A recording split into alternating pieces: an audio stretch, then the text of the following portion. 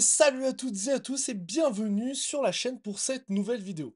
Aujourd'hui, on va parler d'organisation et plus particulièrement d'organisation du travail pour l'école, en fait, mais sur l'ordinateur. Alors, on va voir un petit peu comment, je vais essayer de vous montrer un petit peu comment je m'organise pour ranger tous mes fichiers, pour avoir un workflow, pour avoir une méthode de travail qui soit assez simple à mettre en place et surtout qui me permette de gagner énormément de temps.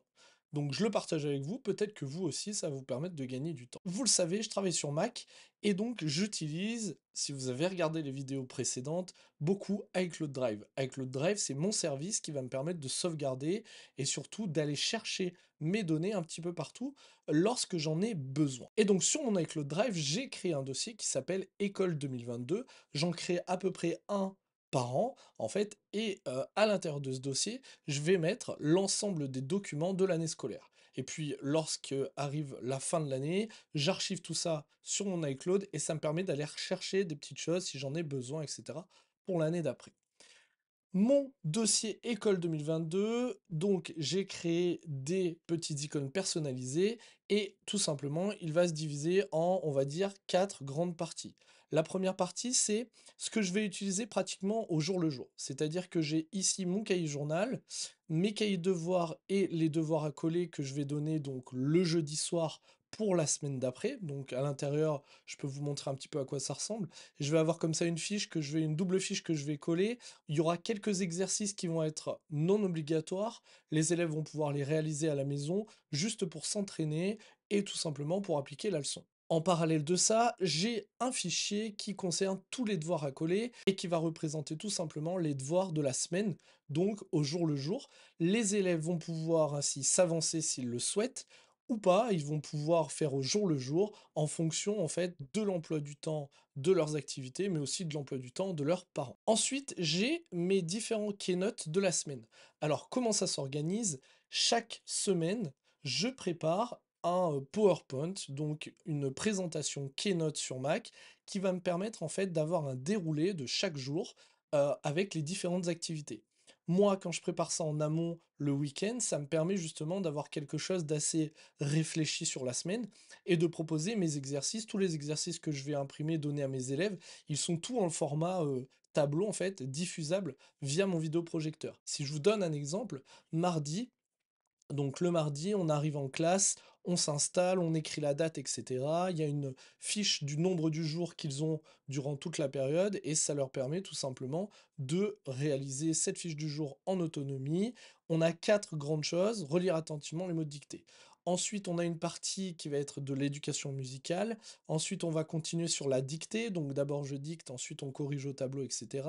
Donc là, par exemple, mardi, on s'est intéressé aux noms communs et noms propres. On a donc fait un petit exercice de classement de différents mots que je leur proposais. Puis ensuite, on a fait des exercices que je leur propose et donc avec toute une trame bien définie. Ils peuvent regarder au tableau, on peut lire les consignes, c'est assez explicite. Donc on a comme ça un déroulé de la journée en fait sur toute la journée.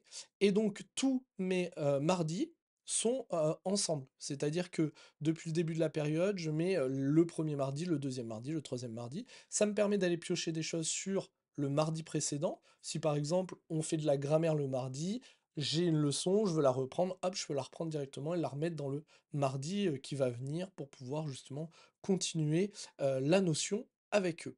Donc ça, c'est pour mes keynotes. Donc les keynotes, c'est, mon outil de travail un petit peu, quotidien qui va me permettre de ne pas être forcément perdu sur ma journée. J'ai un cahier journal et cetera, mais ça va permettre aussi aux élèves d'avoir un certain rituel, une ritualisation et puis une organisation où ils vont savoir directement ce qu'ils font.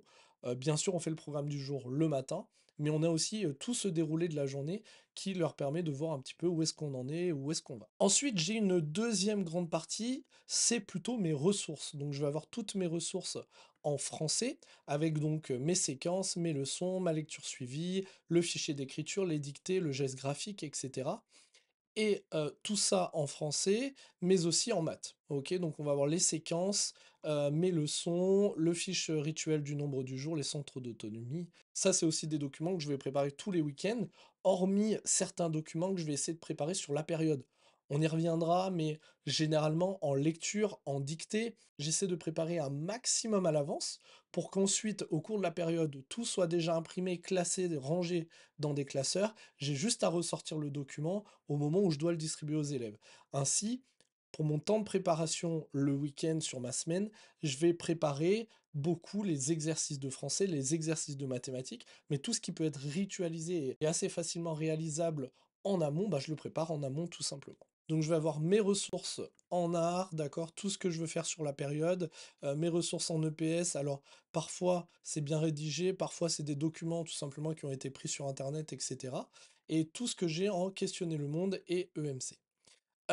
J'ai ici une icône avec un dossier qui me permet d'avoir certaines choses que j'ai directement enregistrées en PDF pour plus de lisibilité, tout simplement. Si j'ai à imprimer sur une imprimante qui gère pas Keynote, etc., j'ai ici mes documents qui peuvent être directement exportés en PDF dans ce document-là. Je sais où c'est. Je peux même mettre ça sur une clé et hop, je sais comment tout est en PDF. Je peux l'imprimer d'où je veux.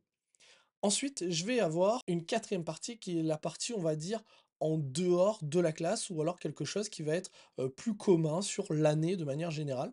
Donc on va avoir toute la partie administrative, donc avec mon emploi du temps, les demandes de RAZ, les listes des élèves, la programmation, le calendrier scolaire, toutes mes évaluations nationales que je peux faire passer aux élèves en début de CE1 avec les résultats, etc. Et mes demandes de RAZ, bien entendu. On va avoir aussi dans la partie organisation, cette fois-ci, plus du matériel qui va être destiné à être diffusé, donc soit par les mots aux parents, soit les pages de garde des différents cahiers, les pages de garde de mes classeurs à moi, ma réunion de rentrée, mon diapositive de réunion de rentrée, etc. Tout se situe dans ce dossier organisation.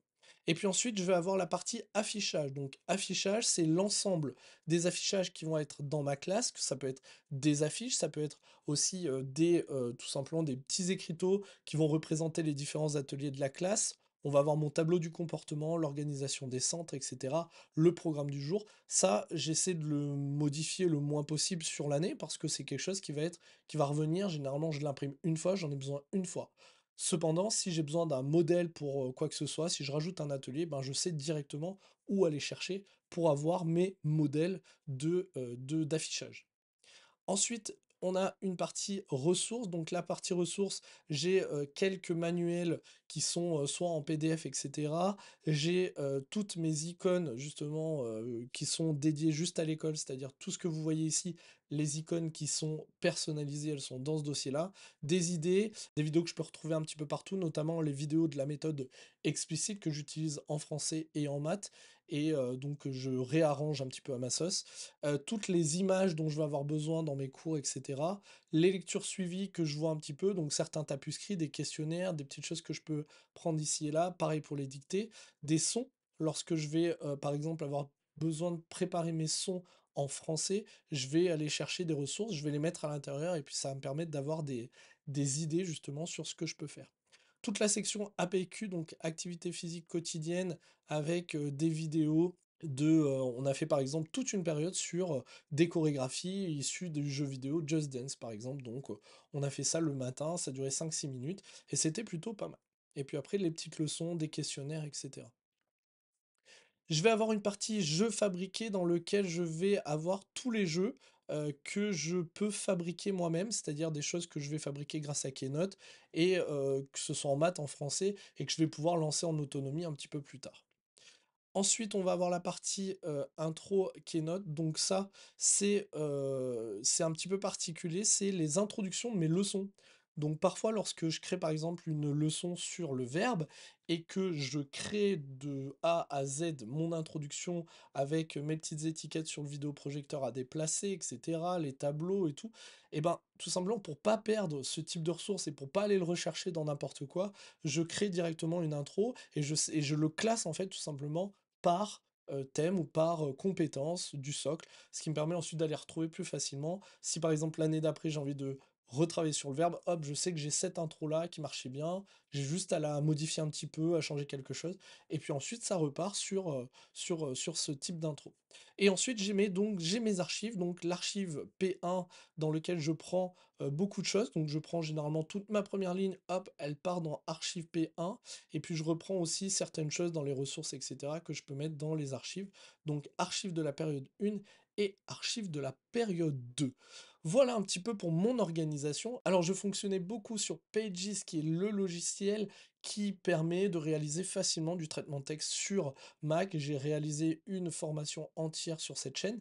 Cependant, je me suis aperçu que pour des documents un peu plus graphiques, qui demandaient un peu moins de longueur, en fait, tout simplement, eh ben, l'outil Keynote est quand même super bien fait, parce qu'il permet de régler la diapositive que l'on veut, la taille que l'on veut, et en termes de forme, d'espace, etc., je trouve que c'est quand même super bien fait. Si je prends un exemple en français, l'ensemble de mes séquences donc ont un titre, donc par exemple période 3, CE1, CE2, je suis en train de travailler sur le nom.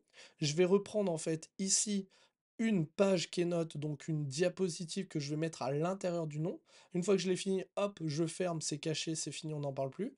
Et en fait, ici, ça va me permettre de réaliser des documents qui sont quand même beaucoup plus graphique que sur Pages. Donc quelque chose qui va être beaucoup plus graphique et surtout il y a un truc tout bête, mais que lorsqu'on dézoome, on a la page entière. Essayez de faire ça sur Pages, on n'a jamais la page entière.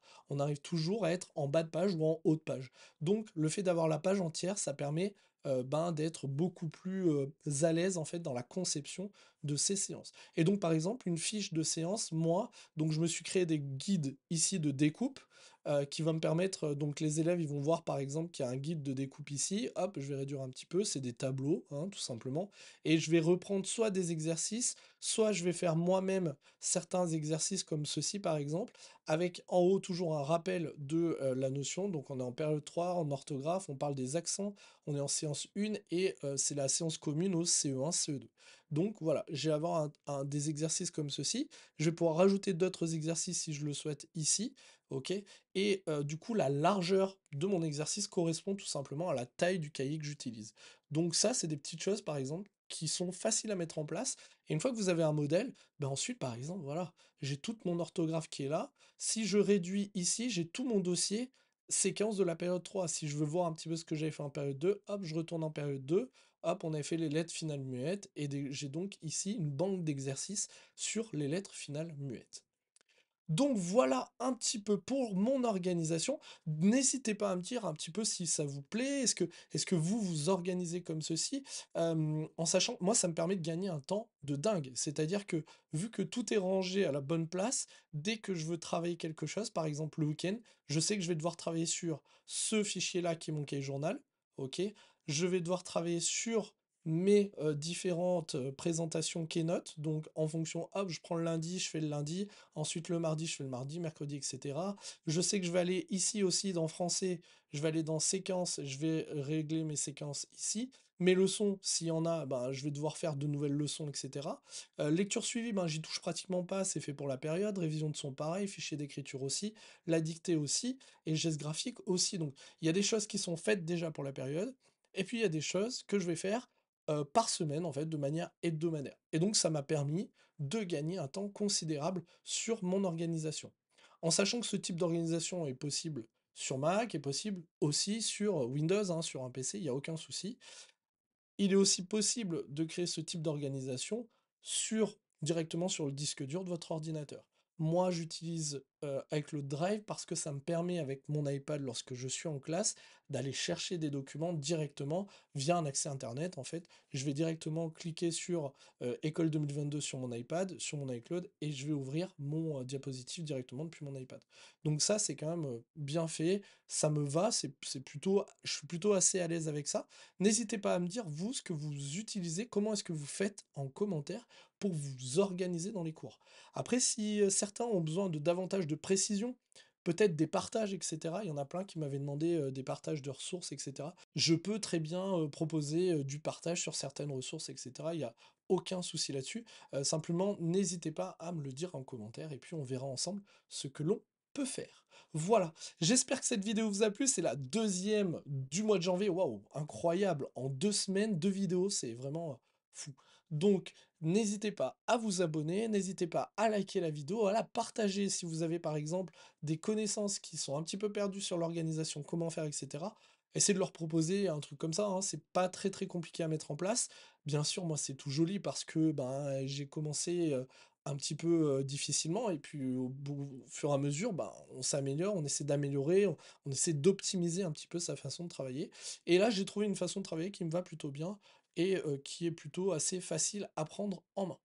Voilà, je vous souhaite à tous une très bonne journée, une très bonne soirée en fonction du moment où vous regardez cette vidéo et en tout cas, n'hésitez pas à vous abonner, n'hésitez pas à liker ces vidéos, ça fait du bien à la chaîne, ça me fait du bien aussi à moi et je vous dis à plus pour de nouvelles vidéos sur la chaîne. Salut!